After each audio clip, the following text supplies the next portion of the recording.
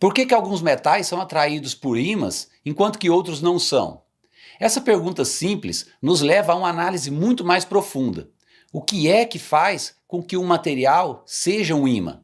Até agora nessa série eu discuti as propriedades dos eletromagnetos, cujas propriedades são geradas por correntes elétricas. Mas nossa experiência cotidiana lida principalmente com ímãs permanentes.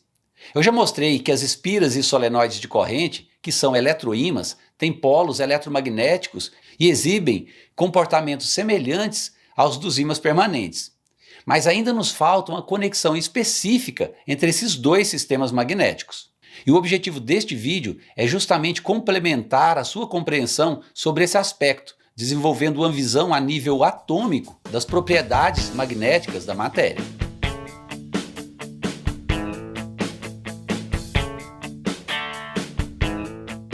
Olá pessoal, bem-vindos ao Verve Científica. Aqui eu procuro explicar as leis mais importantes da natureza em linguagem simples e abordagem ilustrada. Se isso pode vir a agregar à sua visão de mundo, considere a possibilidade de se inscrever no canal e ativar o seu sininho para receber mais desse tipo de conteúdo. A semelhança entre as linhas de campo magnético na vizinhança de um ímã em barra e aquela ao redor de um circuito de corrente sugere que o magnetismo, em ambos os casos, tem uma causa comum. Já vimos que o campo magnético que envolve uma espira é criado pelas cargas que se movem no seu fio condutor. Eu vou mostrar agora que o campo magnético em torno de uma barra magnética também é devido ao movimento de cargas, mas o movimento não é de uma corrente através do material magnético, mas sim devido ao movimento dos elétrons nos átomos do material. Sim, o magnetismo de um material é devido ao movimento dos elétrons de seus átomos. Há dois tipos de movimentos eletrônicos e os dois são responsáveis pelas propriedades magnéticas dos materiais. O primeiro é o movimento orbital, onde cada elétron orbita o núcleo do átomo, assim como a Terra faz em torno do Sol. Ao se mover assim, o elétron, que é uma partícula carregada, uma carga pontual, se comporta como uma espira de corrente, só que de tamanho atômico. E com isso ele gera um pequeno campo magnético semelhante ao de uma espira de corrente. O segundo movimento é o giro que o elétron dá em torno do seu próprio eixo. Esse movimento é análogo ao movimento de rotação da Terra. Note que aqui eu estou considerando um modelo onde o elétron é representado como uma esfera carregada e giratória. Um modelo ultra simplificado e que não deve ser tomado literalmente. Mais adiante, na série sobre fenômenos quânticos, eu vou mostrar que isso não é preciso, já que o elétron é uma partícula quântica. Mas como eu ia dizendo, nesse modelo simplista, cada elétron possui um movimento de giro em torno do próprio eixo. Esse movimento de giro, por ser tão especial, ele recebe um nome também especial, spin. E é o spin que dá origem ao campo magnético. Então nós podemos afirmar que o campo magnético produzido por uma barra magnética é criado pelos elétrons nos átomos do material que compõe a barra, devido à combinação dos campos originados em seus dois movimentos, o movimento orbital e o spin. Ao contrário do que acontece no sistema solar, onde os planetas orbitam no mesmo sentido, as órbitas dos elétrons em movimento orbital são organizadas para se oporem umas às outras. Assim, num átomo você terá um elétron se movendo no sentido horário para cada elétron que se move no sentido anti-horário. Com isso, os momentos magnéticos das órbitas individuais tendem a se cancelar, de forma que o momento magnético total é zero ou desprezível. Esse cancelamento continua mesmo quando esses átomos se unem para formar moléculas ou sólidos. Então, numa escala macroscópica, o momento magnético total de qualquer material, devido aos movimentos orbital dos elétrons, será tão pequeno que pode ser ignorado. E com isso, fica claro que o movimento orbital dos elétrons não pode explicar, por exemplo, os fortes efeitos magnéticos que estão presentes num pedaço de ferro magnetizado. Para explicar isso, teremos que recorrer ao spin. A chave para entender o magnetismo atômico foi a descoberta de que os elétrons têm spin. O modelo clássico de uma esfera carregada giratória leva de fato a um momento magnético. Tenha em mente que esta imagem clássica não é o retrato realista de como um elétron se comporta, embora o seu comportamento magnético faça parecer mesmo que ele estivesse girando. E com isso, apesar do elétron não girar no sentido literal, ele pode ser considerado um ímã microscópico. De acordo com a teoria quântica, em um átomo com muitos elétrons, os momentos magnéticos de spin, assim como os momentos magnéticos orbitais, tendem a se opor à medida que os elétrons são alocados em suas camadas, fazendo com que o momento magnético resultante de uma camada preenchida seja nulo. Átomos que contêm um número ímpar de elétrons devem ter pelo menos um elétron de valência com um spin desemparelhado. E esses átomos têm um momento magnético resultante devido ao spin desse elétron. Mas mesmo assim, átomos com momentos magnéticos não vão formar necessariamente um sólido com propriedades magnéticas. Isso porque, para a maioria dos elementos, os momentos magnéticos atômicos são arranjados de forma aleatória quando os átomos se unem para formar uma molécula ou um sólido. Esse arranjo aleatório produz um sólido que tem momento magnético resultante que é muito próximo de zero. E isso concorda com a nossa experiência comum de que a maioria dos materiais não são magnéticos. Se a tendência dos momentos magnéticos dos átomos de se autoalinhar for forte o suficiente, como ocorre, por exemplo, em materiais como o ferro e o níquel, o resultado pode ser um campo magnético intenso, como o de um ímã de barra. Materiais com esse tipo de comportamento são chamados de ferromagnéticos. Nesses materiais, os momentos magnéticos individuais podem se somar para criar um dipolo magnético macroscópico. O material passa a ter um polo magnético norte e um polo magnético sul. Em outras palavras, ele pode se converter em um ímã. Mas na contramão do alinhamento dos momentos atômicos, surge a desordem causada pelo aumento da temperatura. Quando a temperatura de uma substância ferromagnética atinge ou ultrapassa uma temperatura crítica, chamada temperatura de Curie, todos os ferroímãs perdem a sua magnetização e os seus momentos magnéticos atômicos passam a ter orientações aleatórias. Outra característica importante dos materiais ferromagnéticos é que o campo magnético de seus átomos é tão forte que as interações entre os átomos adjacentes fazem com que um grande número deles se alinhem uns com os outros. Esses aglomerados de átomos alinhados são chamados de domínios magnéticos. O exame microscópico revela que cada domínio magnético possui cerca de 1 mm² de área e se comporta como se fosse um pequeno ímã dentro do material, com um polo norte e um polo sul.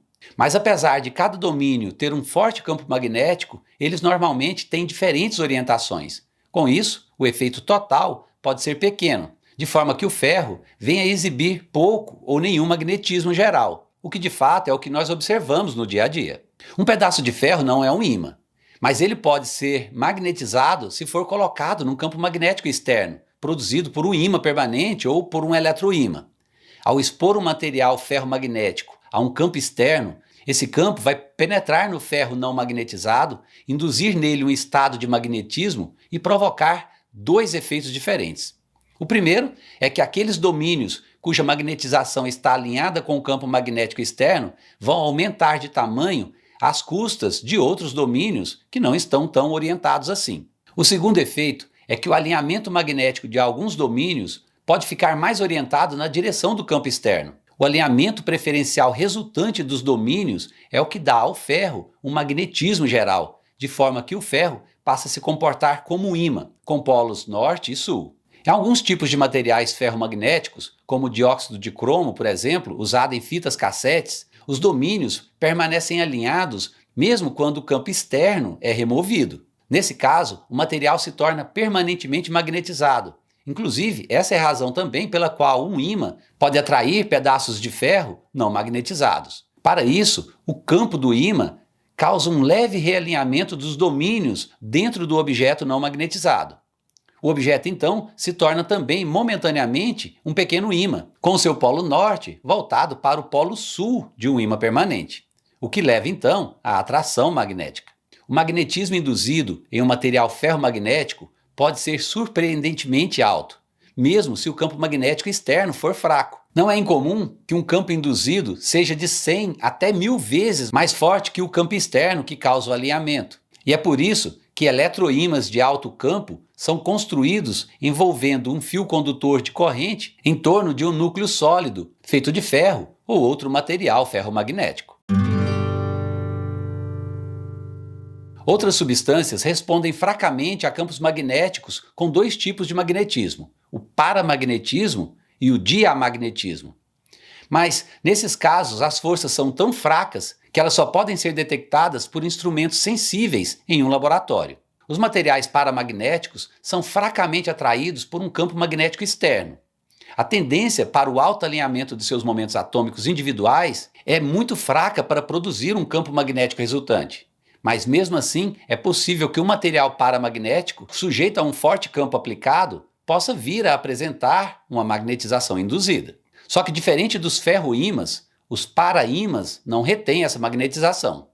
Quando o campo externo é removido, a magnetização desaparece devido aos efeitos de temperatura, que faz com que o movimento dos átomos torne novamente aleatória a orientação dos momentos magnéticos. Ao contrário do ferromagnetismo e do paramagnetismo, onde a magnetização induzida aponta na mesma direção do campo externo, nos materiais diamagnético, a magnetização surge no sentido oposto. Com isso, os materiais são repelidos pelos campos magnéticos. Essa força repulsiva é normalmente muito fraca para poder ser notada, e embora o diamagnetismo esteja presente em toda a matéria, seus efeitos são muito menores do que os do paramagnetismo ou do ferromagnetismo, e se tornam evidentes apenas quando estes outros efeitos não existem. O fato de nem todos os materiais serem ferromagnéticos é útil no processamento de materiais recicláveis, onde os materiais são passados por um tambor giratório em torno de um ímã.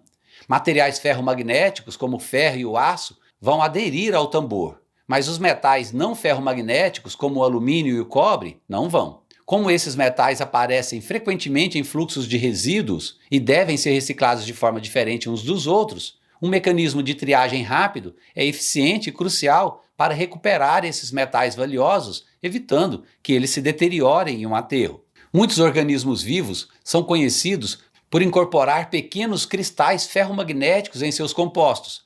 Algumas espécies de bactérias usam cristais de magnetita para ajudar a se orientar em relação ao campo magnético da Terra. A magnetita também foi encontrada no cérebro de abelhas e pombos, o que levanta a hipótese de que isso venha desempenhar um papel na navegação desses voadores. Ao escovar o excesso de pó convencional na cena de um crime, o investigador pode arruinar os sulcos delicados do padrão que permitem que a impressão digital seja identificada de forma confiável. A atração entre o ímã permanente e um material ferromagnético pode ser usada para contornar essa situação. Em vez de espanar o pó das superfícies para tornar as impressões digitais visíveis, um pó magnético permite que os investigadores recuperem evidências de superfícies sem danificar as impressões no processo. Esse pó magnético para impressão digital consiste em pequenos flocos de ferro revestidos com um material orgânico. Isso vai permitir que ele grude no resíduo gorduroso da impressão. O ímã permanente elimina então a necessidade de escovar o excesso de pó, criando magnetismo induzido no ferro e afastando o pó não preso diretamente ao resíduo gorduroso. Um trem de levitação magnética, ou simplesmente um maglev, usa forças que surgem no magnetismo induzido para levitar ou flutuar acima de uma guia. Como ele fica alguns centímetros acima da guia, ele não precisa de rodas. Livre do atrito devido à guia, o trem pode atingir velocidades significativamente maiores do que os trens convencionais, com um consumo de energia relativamente mais baixo e com pouco ruído. O trem maglev de Xangai, também conhecido como Xangai Transrapid, tem uma velocidade máxima de 430 km por hora. O maglev Transrapid atinge a levitação com eletroímãs montados em braços que se estendem ao redor da guia. Quando uma corrente é enviada para um eletroímã, o campo magnético resultante cria o magnetismo induzido em um trilho montado na guia. A força de atração ascendente do magnetismo induzido é equilibrada então pelo peso do trem, de modo que o trem se move sem tocar no trilho ou na guia. A levitação magnética apenas levanta o trem, ela não o move para frente. Para se movimentar para frente, o maglev se vale da propulsão magnética. Além das redes de eletroímãs de levitação, os eletroímãs de propulsão também são colocados ao longo da guia. Ao controlar a direção das correntes nos eletroímãs do trem e da guia, é possível criar um polo diferente na guia logo à frente de cada eletroímã no trem e um polo semelhante logo atrás. Dessa forma, cada eletroímã no trem é puxado e empurrado para frente por eletroímãs na guia. E ajustando o tempo dos polos semelhantes e diferentes na guia, a velocidade do trem pode ser ajustada. A inversão dos polos nos eletroímãs da guia serve para frear o trem. Nesse vídeo eu mostrei a origem do magnetismo nos materiais e apresentei algumas de suas aplicações. No próximo eu vou mostrar ainda mais. Eu vou mostrar por que você não deveria gastar o seu dinheiro com a maior parte dos utensílios magnéticos disponíveis no mercado. Esse vídeo termina por aqui. Se você gostou, dê um like agora e assine o canal. Tenha Verve Científica. Abraço e até a próxima!